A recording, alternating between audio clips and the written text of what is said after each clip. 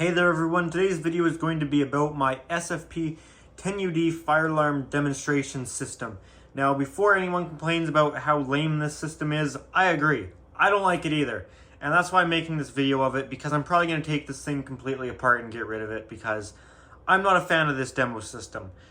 As I'm on my negative rant here, I will also include the fact that I don't really like demo systems at all. There's a couple demo systems that I like if they're really unique, but there's nothing really unique or special about this system. I don't like it. I like real systems in an actual building. They just seem more realistic because you can have things in appropriate places and explain why they're there. But with my negative rant over, this is the demo system. The main panel on this is a SFP-10UD.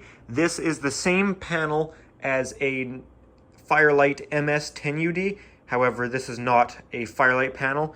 This is a Notifier panel, but they are effectively the exact same panel except for the color of the cabinet. The SFP-10UD is the same as a Firelight MS-10UD and the Unimode 10UD, and it's also the same way for the 5-zone versions, where a Notifier SFP-5UD is the same as a Firelight MS-5UD.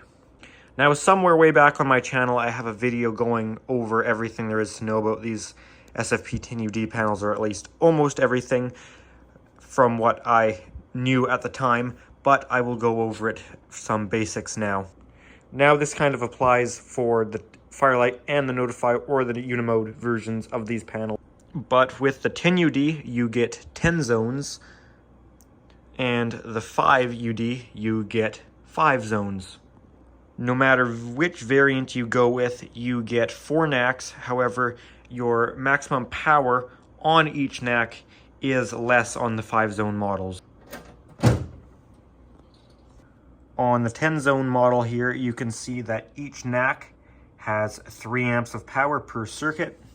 However, if you had the 5-zone model, your NACs would be limited to 2.5 amps per NAC, which is in fact the same amount as a 9200, as the 9200 I believe has the same power supply as the 5-zone, and the 9600 has the same power supply as the 10-zone models. So just a little bit of extra nerdy information here. That NAC output is actually a bigger difference than you may think, because you may say, well, it's only half an amp difference, right? 2.5 amps on the 5UD and say 9200, those panels that have, I believe, the 3 amp power supply versus these panels that have the 7 amp power supply, like this panel here, the 10UD and the 9600, those panels that have this 7 amp power supply with the 3 amp max per NAC, it's actually a bigger difference than just half an amp per NAC. Now, if you're just going by the amperage, yes, it's only that much of a difference. However, it actually means more in real life because of the type of power supply. This panel here has a filtered DC power supply. It's full filtered DC, smooth DC, just like you'd get from DC batteries.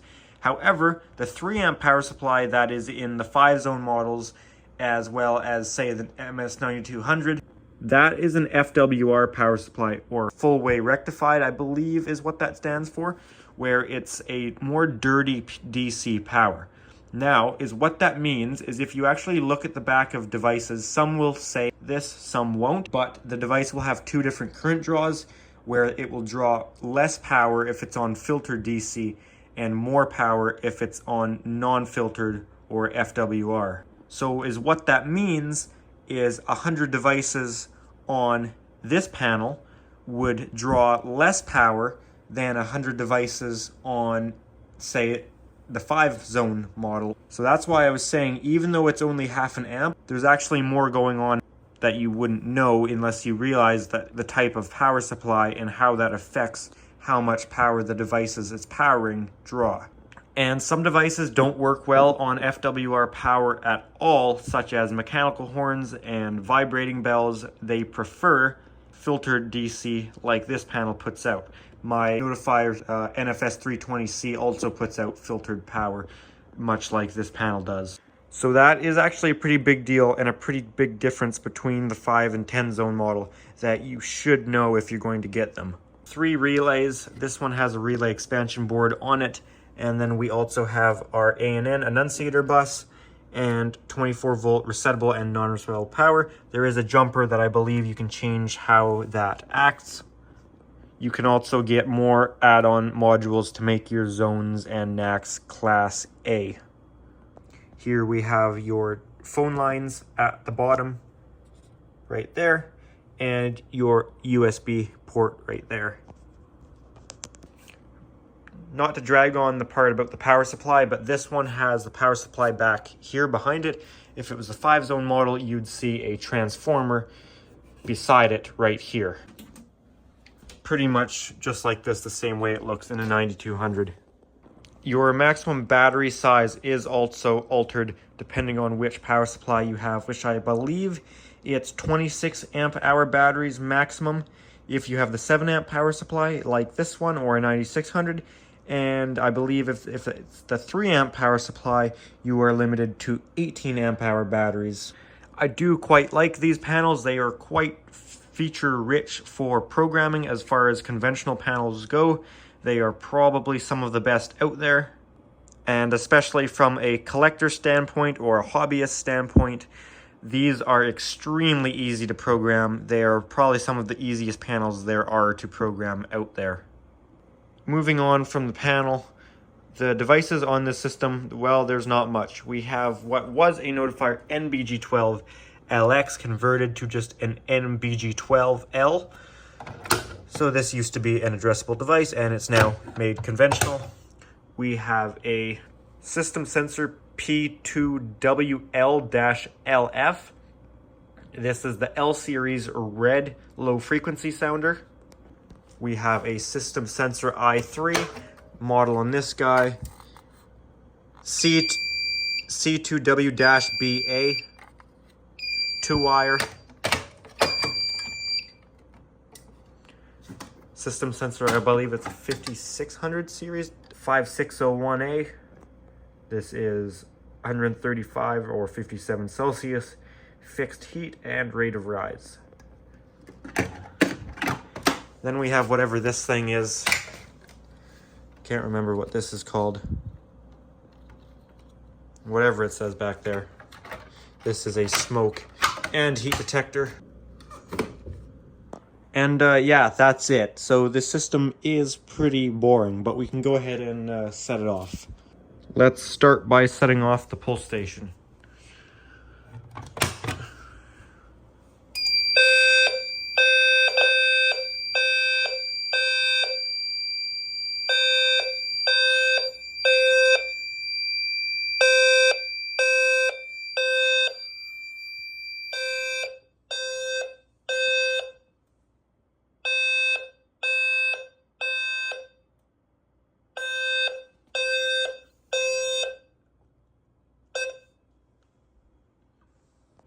Couldn't remember, but we do not have Audible Silence or Sync Mute or Selective Silence, whatever you refer to it as, enabled on this system, but it could be if you wanted it. And we can re-alarm the system with the i3.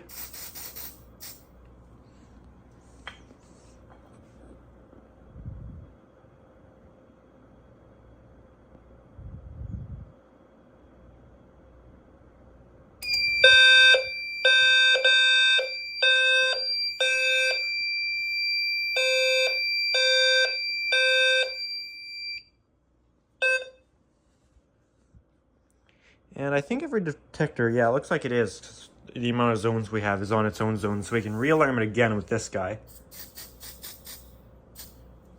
That does have a heat, yep.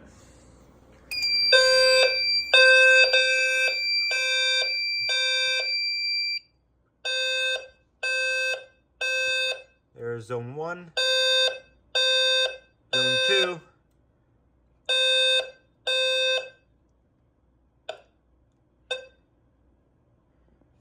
Wait for it to come back around, or we can do that.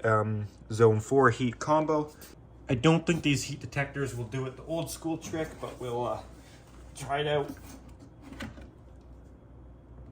No, I don't think so. It's too cold outside. I don't feel like grabbing the heat gun. However, we could try this.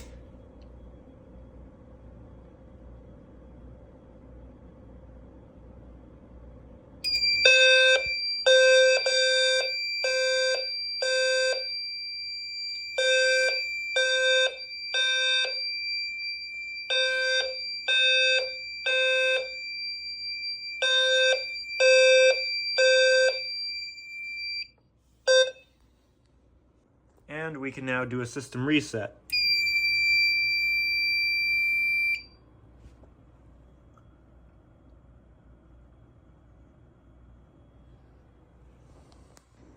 Just for fun, we can do fire drill.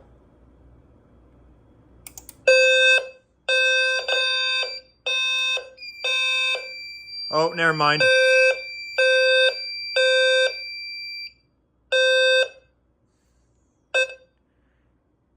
Looks like our i3 actually went into alarm. Yes, it did.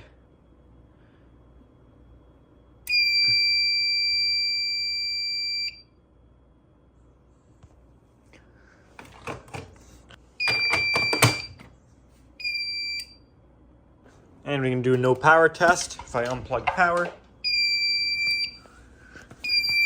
you can see the screen, the backlighting goes off, and okay, never mind. We completely died.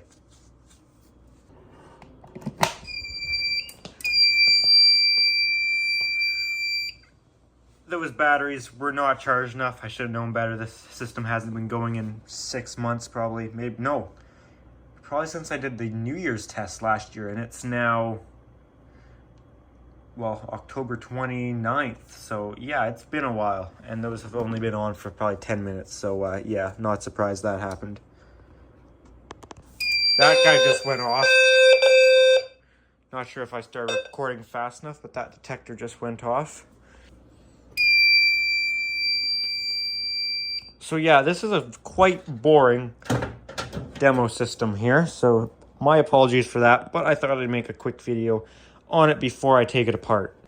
I know I'll get comments saying what I should do with it and what devices I should add to it. However, that's not really something I am wanting to do because I gotta then buy more devices, and I like to make these demo systems realistic. But unfortunately, a realistic demo system isn't the coolest because then I don't have a variety of devices. However, I like to have a system that has the devices on it that it would usually be installed with. So sometimes that can make for boring systems, but that's just more my style. There's plenty of other YouTubers that have videos on demo systems, so I'll let them keep doing what they're doing with having the cool demo systems with all the variety of devices. It's not really my strong suit, if you will. So yeah. Anyways, what's going to happen with this thing? I'm not sure. I kind of like the SFP-10UD quite a bit, so I'm not really sure if I want to sell this panel and let it go. Not exactly sure. But anyways, guys, that's going to be it for this video. If you enjoyed, make sure to give it a thumbs up. Any comments or questions, feel free to leave those down in the comment section. And if you do enjoy my channel, make sure to subscribe. Also, if you are interested, I do have an Instagram account at Pickle700 for bonus content posted earlier than you'd see it on the YouTube channel, extras, that sort of thing. Alrighty, guys, thanks for watching.